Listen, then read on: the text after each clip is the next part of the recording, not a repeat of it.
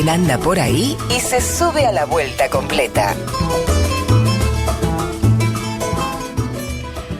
Le damos la bienvenida al escritor, ensayista, docente, sociólogo, exdirector de la Biblioteca Nacional, al señor Horacio González.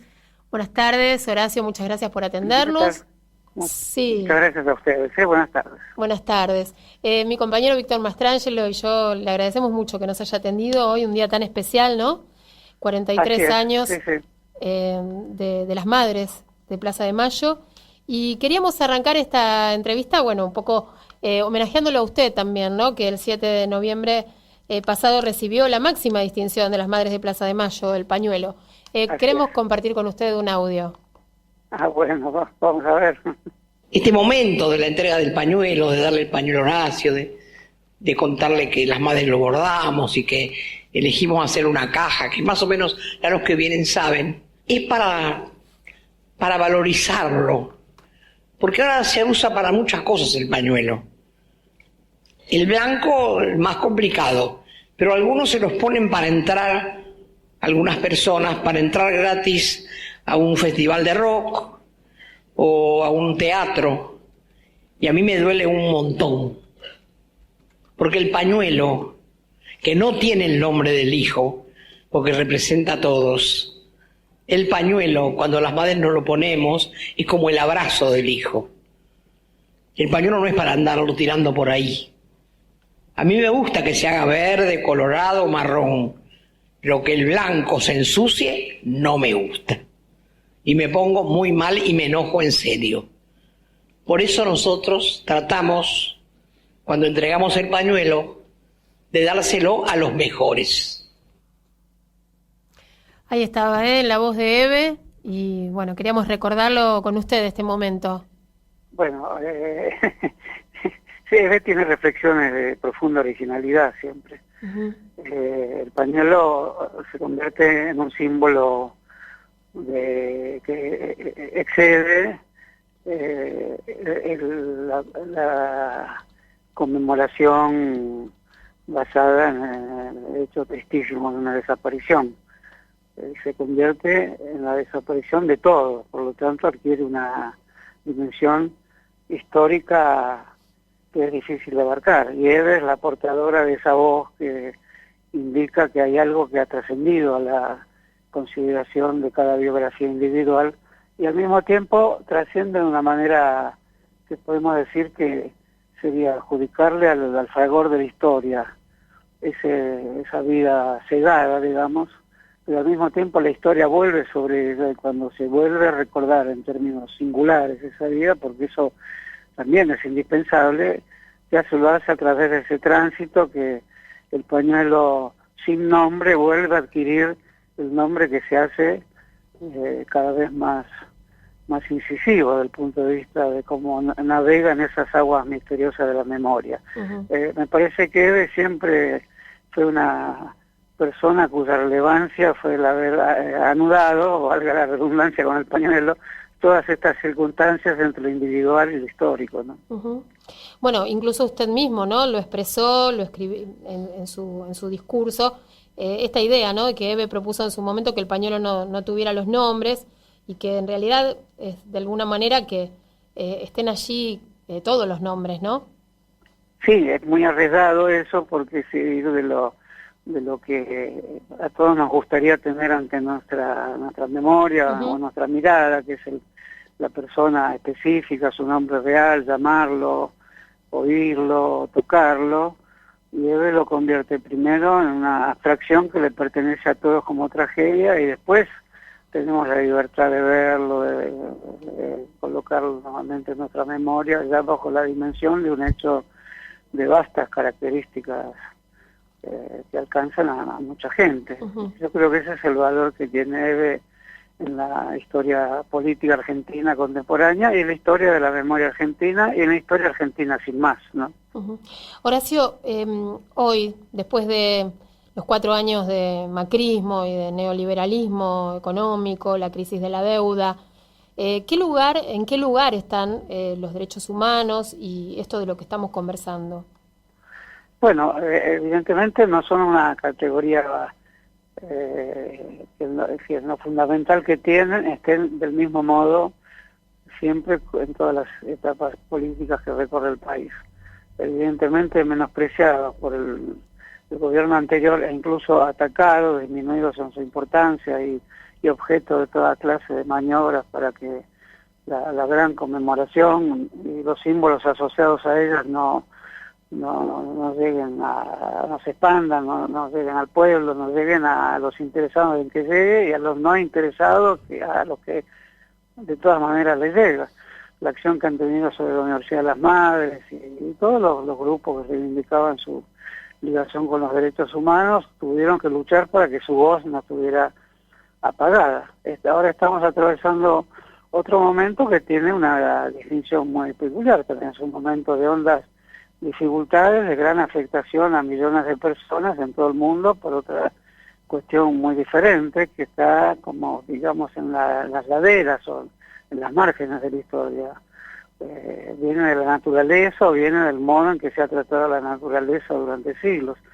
Entonces ahí me parece que voces como la de Eve y los que están vinculados a los derechos humanos en general son también los que están llamados a pensar esta nueva situación mundial donde se afectan derechos a la vida de una manera muy indirecta, si se quiere, porque no somos nosotros, con nuestra acción en particular, quienes hemos realizado, ni siquiera la Argentina, que es un país hoy que no tiene incidencia en este tipo de acciones, pero el modo en que se ha tratado la producción frente a los ámbitos naturales, donde se aplicó toda clase de conductas productivas de extremo salvajismo, en muchos casos, vinculadas a la acumulación del capital casi siempre y sin reparo de ninguna índole, han quebrado un equilibrio, yo diría un equilibrio cósmico que no es fácil de definir, y me parece que eso origina una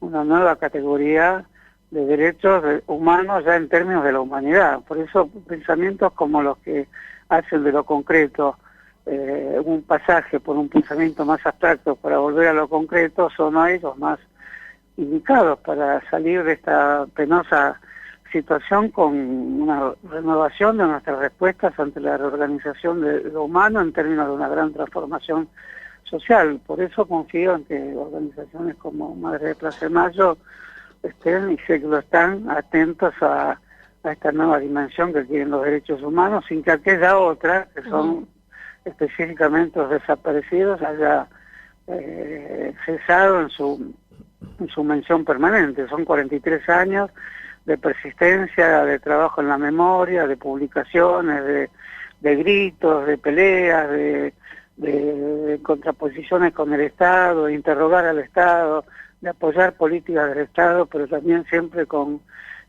esa pausa y esa delicadeza que, aunque sea a veces con virulencia la expresión, siempre es un apoyo que obliga al Estado a pensar sobre sí mismo, porque el Estado no puede ser inerte aún en su aspecto más democrático o que intente ser más democrático. En este momento es también necesario interrogar al Estado. Nunca es una tarea inútil ni carente de significación, aunque haya gobiernos como este más comprensivos hacia la situación de los derechos humanos, ¿no?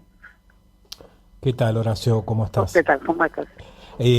Horacio, Liliana, tu compañera, siempre refiriéndose a tus olvidos y tus distracciones, dice que la mejor definición que hay sobre vos la hacen tus nietos, diciendo el abuelo siempre está escribiendo un libro eterno e infinito. ¿Estás en algún capítulo especial de ese libro eterno e infinito viendo esta sorprendente realidad? Algo sobre la situación. Estaba escribiendo algo, como noté que casi todas las personas hoy, por motivos obvios, pero sin que haya una coincidencia específica, dicen la palabra humanismo. Entonces se me ocurrió ver cómo sería hoy una política tal como la que desarrollaron muchos grupos, personas, corrientes de pensamiento en la Argentina y también en el mundo en relación a cómo salir de las redes asfixiantes del capitalismo Hoy la palabra humanismo, que filosóficamente está desprestigiada, digamos, después de los años del estructuralismo, el deconstruccionismo, la muerte del sujeto, el famoso grito de Foucault de que el hombre es un trazo de arena que una ola siempre va a borrar.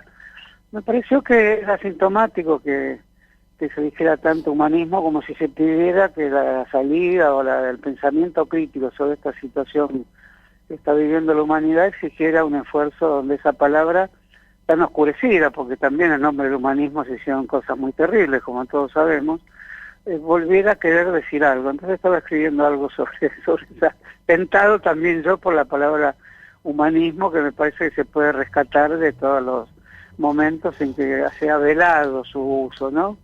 Incluso las fuerzas imperialistas más tremendas lo han usado para decir que actuaban en nombre de la humanidad también. O sea, esas palabras que comparten muchos grupos y son difusas, lo que en su momento lo fueron menos, y que si pensamos espontáneamente en ellas siempre significan la prosecución de las formas de vida más queribles y más sustentables.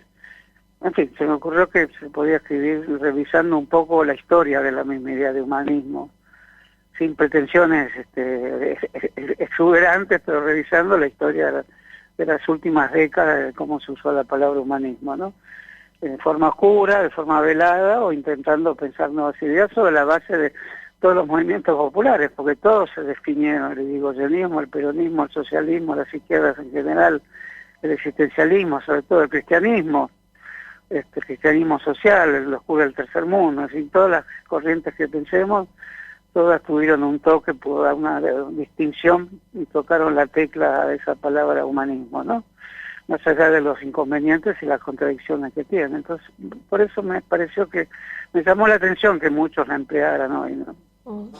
Muchísimas gracias, Horacio, por atendernos. Bueno, gracias a ustedes. Un gran abrazo. Que tenga buenas tardes. Hablamos con el escritor, ensayista, docente, sociólogo Horacio González.